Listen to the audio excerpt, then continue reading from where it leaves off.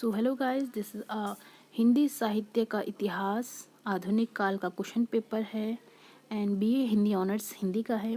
तो चलिए जानते हैं किस तरह के इसमें क्वेश्चन आने वाले हैं और कौन कौन से करना है आपको क्वेश्चन और कितने मार्क्स के आएंगे। ठीक है, तो अगर इसमें देखें तो सभी आपको क्वेश्चंस करने हैं। ठीक है, सबसे पहला क्वेश्चन है 15 मार्क्स का, यानी कि 15 मार्क्स का। नव जागरण के संदर्भ में भरतेंदु मंडल की भूमिका पर विचार कीजिए।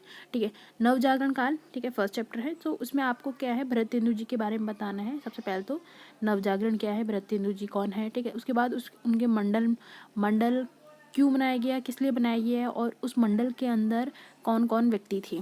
ठीक है, और क्या क्या भूमिका उन्होंने निभाई, इस पर आपको लिखना है। देन उसके बाद है द्विवेदी युगीन संदर्भ में राष्ट्रीय आंदोलनों में हिंदी भाषा की भूमिका पर विचार कीजिए। ठीक है, जो भरतेंदु काल था उस टाइम पर क्या है, हिंदी को महत्व दिया जा रहा था।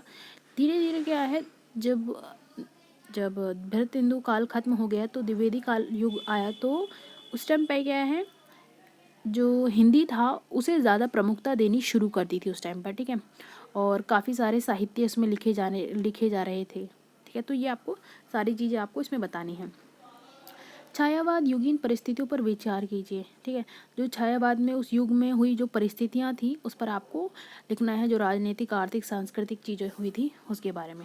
ठीक है, इसके बाद है प्रगतिवादी कविता आम जन की पीड़ा में अभिव्यक्ति के लिए सरल भाषा का चयन करती है। इस कथन के संदर्भ में प्रगतिवादी काव्य भाषा का विवेचन कीजिए। यानी कि जो प्रगतिवादी कविता है वो हम देखते हैं कि इसमें जो शोषित लोग थे उनके बारे में बताया गया है। ठीक है, जो शोषण कर रहे थे और जो शोषित थे, जो उनके प्रति सहानुभूति दिखाई है प्रगतिवादी कवियों ने।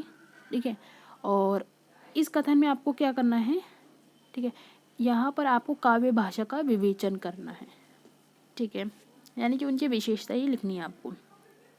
फिर इसके बाद है थर्ड क्वेश्चन, प्रयोगवाद में प्रमुख प्रवृत्तियों पर विचार कीजिए।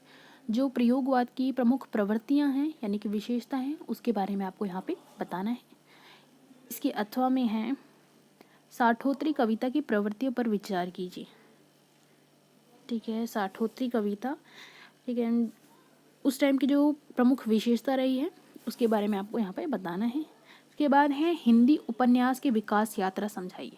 ठीक है, ये क्वेश्चन पहले भी आ चुका है। ठीक है, हिंदी उपन्यास यात्रा, हिंदी उपन्यास किस तरह से उसने डेवलप किया उस चीज़ के बारे में आपको बताना है। भरतेंदु युगीन नाटक की प्रमुख विशेषताओं पर प्रकाश डालिए। ठीक है, जो भरतेंदु युग था उस टाइम पे जो नाटक लिखे जाते थे उनकी आपको विशेषताएं लिखनी है। ठीक है, इसके बाद है मध्यकालीन बोध और आधुनिक कालीन बोध अथवा स्त्री लेखन पर टिप्पणी कीजिए। ठीक है, आधुनिक काल या फिर मध्यकालीन बोध या स्त्री लेखन। ठीक है, आपको इन दो ऑप्शन दे रखे हैं, उन पर आपको टिप्पणी लिखनी है। छायावाद अथवा प्रयोगवादी कविता के परिवेश का टिप्पणी कीजिए। ठीक है, या फिर आप छायावाद पर लिखिए या फिर प्रयोगवादी कविता पर आप अपना विशेषताएं लिखिए। ठीक है, तो ये था क्वेश्चन थे प्रीवियस ईयर के हिंदी साहित्य के। ठीक है, आई होप आपको हमारी वीडियो अच्छी लगी होगी। अच्छी लगी तो प्लीज़ लाइक शेयर कमेंट करें। Thanks for watching.